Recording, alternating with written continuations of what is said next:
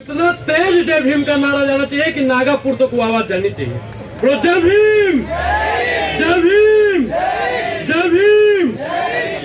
आज बाबा साहब भीमराव अंबेडकर जी का जो श्रद्धांजलि देने का काम, बाबा साहब ने कहा था कि मैं तब तक नहीं बनूंगा जब तक संविधान को जिंदा रखा जाएगा। संविधान जब तक जिंदा रहेगा तब तक बाबा साहब भीमराव अंबेडकर हमारे बीच में हैं।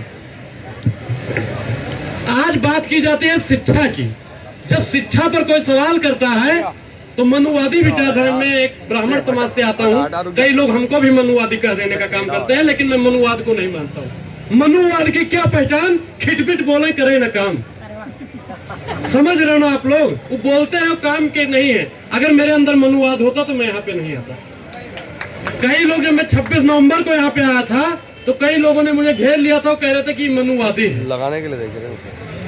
महात्मा फूले ने कहा है कि जो आपके संघर्ष में, आपके आंदोलन में भाग ले, उसकी जाति नहीं पूछनी चाहिए। कबीर ने भी कहा है कि जाति न पूछिए साधु की, पूछ लीजिए ज्ञान। तो जाति नहीं पूछनी चाहिए। अब आज जो एक एक चुन चुन के सरकार जो है, आरएसएस की सरकार जो है, चुन चुन के लोगों को उठा रही है। वो चाहे डॉक्टर रितु हो या लक्ष्मण यादव हो। कुछ दिन पहले 29 अप्रैल की मैं आपको पहले घटना याद दिला दूं कि 29 अप्रैल को मैं सिर्फ सरकार से सवाल पूछता था। काफी लोग मुझे जानते भी होंगे, लेकिन भारतीय जनता पार्टी और आरएसएस की तानाशाही ने मुझे दिल्ली से उठा लिया बिना एफआईआर के। अब सोचिए कि अनुराग ओझा एक ब्राह्मण समाज से आता है, उसको बिना एफआईआर के उठा सकते हैं, तो एससी एसटी ओबीसी माइनॉरिटी के लोगों को क्या होता होगा, ये आप लोग बहुत बेहतर जानते होंगे।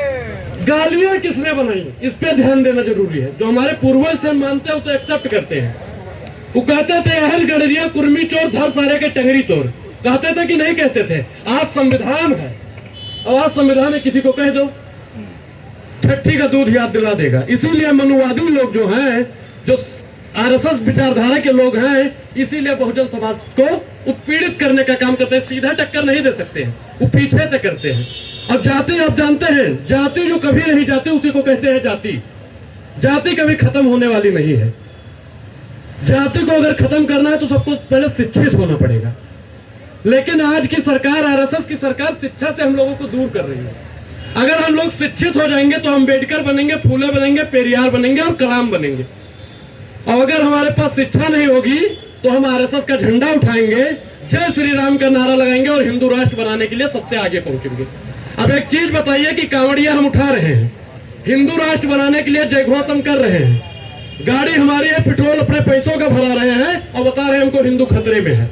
अगर हिंदू खतरे में है तो आरएसएस का लोग कहे नहीं जाता है हिंदू धर्म बचाने? जैसा अमित शाह का लड़का क्यों नहीं जाता है धर्म बचाने? उनका लड़का दूसरे यूनिवर्सिटी में, विदेश में पढ़ेगा और हमसे कहेंगे हिंदू खतरे में। अरे हिंदू खतरे में नहीं है, न मुसलमान खतरे में है, सिर्फ और सिर्फ बाबा साहब का संविधान खतरे में है।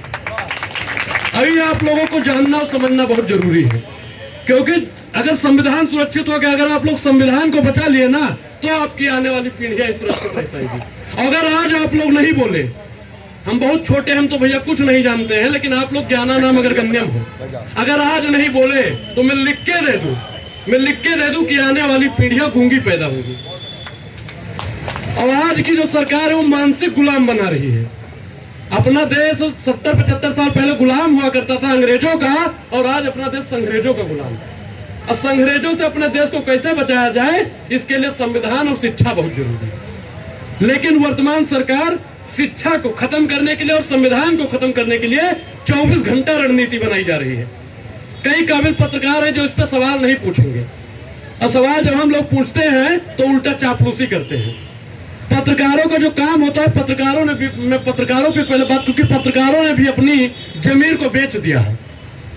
पत्रकार पत्रकारिता नहीं करता है, मुजरा करने का काम करता है। कई पत्रकार साथियों की भावना भी आहत हो सकती है, लेकिन आज का पत्रकार वही है जो शिक्षा पर सवाल पूछता है, स्वास्थ्य पर सवाल पूछता है और बाबा साहब के संविधान पर सवाल पूछता है।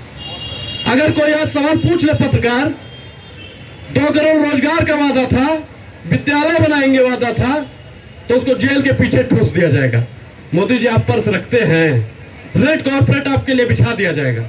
और आपके सामने कई ऐसे उदाहरण हैं। तो इसलिए सबको शिक्षित रहना पड़ेगा, संगठित रहना पड़ेगा। और मान्यवर काशीराम की एक लाइन है कि जिन्हें बचपन में चमचागिरी की लत लग जाती है, उनकी पूरी जवानी दलाली में गुजर जाती है। तो आप आरएसएस वालों को देख सकते हैं, मैं सावरकर के बारे में बहुत तनी भर पढ़ा हूँ, ज्यादा तो नहीं हमें ज्ञान है, लेकिन एक चीज आपको बता दें कि जब माफीनामा उसने लिखा था ना, और उसे माफीनामा में उसको एक्सेप्ट भी किया, वो जानते हो आप क्या करता था? बहुत लोग हैं कि जानते होंगे, अंग्रेजों की दलाली करता था। जो अंग्रेज लोग पीते थे ना, वो बोतल से दारू डालने का काम करता है अंग्रेज, और अंग्रेज हमको उठा ले, हम डरने वाले नहीं हैं, क्योंकि हमारे जो पूर्वज थे वो गोरे अंग्रेजों से लड़े थे। तो अनुराग ओझा काले अंग्रेजों से लड़ता रहेगा, और काले अंग्रेजों से लड़ने के लिए शिक्षा बहुत जरूरी है। हर बात में शिक्षा इसलिए कहता हूं क्योंकि बाबा साहब ने भी कहा था कि शिक्षा शेरनी का दूध है, जो पिएगा आवाज नहीं आ रही, नागापुर तक आवाज जानी चाहिए। शिक्षा शेरनी का दूध है, जो पिएगा तो आप लोग कम खाइएगा, लेकिन अपने बच्चों को पढ़ाइएगा जरूर। घर की पुताई नहीं होगी तब भी चल जाएगा, खेत की जुताई नहीं होगी तब भी चल जाएगा, लेकिन अगर आपका बच्चा पढ़ा लिखा नहीं होगा तो देश चलने वाला नहीं है, संविधान चलने वाला नहीं है, लोकतंत्र चलने वाला नहीं है। अगर आपके बच्चों के पास में शिक्षा नहीं होगी तो विकलांग हो जाएगा। बाबा साहब ने संविधान की बदौलत जो शिक्षा देने का काम किया, पहले क्या था कि जो SC ST OBC माइनॉरिटी के लोग, उनको पढ़ने का अधिकार नहीं था। हम मानते हैं कि हमारे पूर्वजों ने उनको रोका होगा। भैया, ग्रहण करना और माफी मांगना, बड़न को माफी चाहिए, छोटन को उत्पात। जो अपनी बात ग्रहण करता है वो छोटा नहीं हो सकता है। हम मानते हैं कि हमारे पूर्वजों में कुछ कमियां थी, तभी आज लोग हमको मनुवादी और संघी विचारधारा के कहते हैं। आपको कोई कहता है कि आप लोग अम्बेडकर ये मनुवादी हैं? कोई बता दे कि किसी हरिजन नेता को या हरिजन लोगों को कहता है कोई? हरिजन का मतलब होता है जिसका हरि से सीधा कनेक्शन हो। जाति के नाम पर लोगों को अपमानित किया जाता है। लोग हमारे पर तो बहुत कमेंट कर देते हैं उल्टा सीधा कि SC ST हो गया है, जो मतलब अभद्रता फैलाते हैं, लेकिन फिर भी हम लोग लड़ते रहते हैं। और इनके जेल मुकदमों से किसी को डरने की जरूरत नहीं है। कई लोग तो होते हैं कि एक मुकदमा हो गया जी, अब घर में बोरी बिस्तरा बांध लेते हैं। बोरी बिस्तरा नहीं बांधने, कितना मुकदमा करेंगे भाई? दमन में तेरे दम है, कितना देख लिया है देखेंगे, और जेल में तेरे जगह है, कितना देख लिया है देखेंगे। तो इनके जेल में कितना जगह है ये आप लोगों को देखना बहुत जरूरी है। और जब तक हम देखेंगे नहीं, अच्छा बताओ, जितने बड़े बड़े नेता हैं जेल गए हैं कि नहीं गए हैं? लगभग नेता जेल गए हैं। अरे RSS वाला नहीं जाता है भैया, BJP वाला नहीं जाता है। जो आजादी के समय पे हम नेताओं की बात करते हैं तो वो लोग जेल गए हैं, उनका आज इतिहास है। मैं आपको एक कहानी बताऊं कि एक जंगल में आग लगी थी, तो एक चिड़िया जो थी वो पानी टोट से ला ला के गिरा रही। तो वहां पे जो बड़े बड़े गिद्ध थे, जैसे RSS वाले गिद्ध हैं, तो उन्होंने कहा कि तुम्हारे बूंद बूंद से क्या होगा? तो उन्होंने कहा कि जब हमारा इतिहास लिखा जाएगा, जब जंगल में आग लगी थी तो हमारा नाम आग बुझाने वालों में लिखा जाएगा, आग लगाने वालों में नहीं लिखा जाएगा। और आज की जो सरकार है, संघी मानसिकता की सरकार है, मनुवादियों की सरकार है। और मनुवादी की सरकार आज SC ST OBC माइनॉरिटी के लोगों को काटने का काम करती है। वो चाहे डॉक्टर रितु जी हो या लक्ष्मण यादव जी हो। मैं लक्ष्मण यादव जी से भी बहुत प्रभावित रहता हूं, क्योंकि वो हमेशा शिक्षा की ही बात किया करते हैं। हमें नहीं मतलब है किस जाति से है, किस धर्म से है, किस पंथ से है। हमको मतलब है कि हमारी शिक्षा की आवाज उठाने वाला किस समाज से आता ही नहीं। शिक्षा की बात करने वाला कौन है? रोजगार की बात करने वाला कौन है? रोजगार की कोई नेता बात करता है कि नहीं? 5 नेताओं का नाम, मीडिया के बंधु खड़े हैं कि नहीं, 5 नेताओं का RSS के नाम बता दो जो शिक्षा पे बात करते हो या रोजगार पे बात करते हो। अरे एक का भी नहीं बता पाएंगे, 5 तो हमने ज्यादा हवाला दे दी। अगर संविधान पे बात किया जाए तो 24 घंटा संविधान को तो मानने की बात करते हैं, लेकिन इनके मन में गोडसे की विचारधारा चला करती है। किसी की हिम्मत है जो RSS और भारतीय जनता पार्टी से ऐसे सवाल पूछ ले?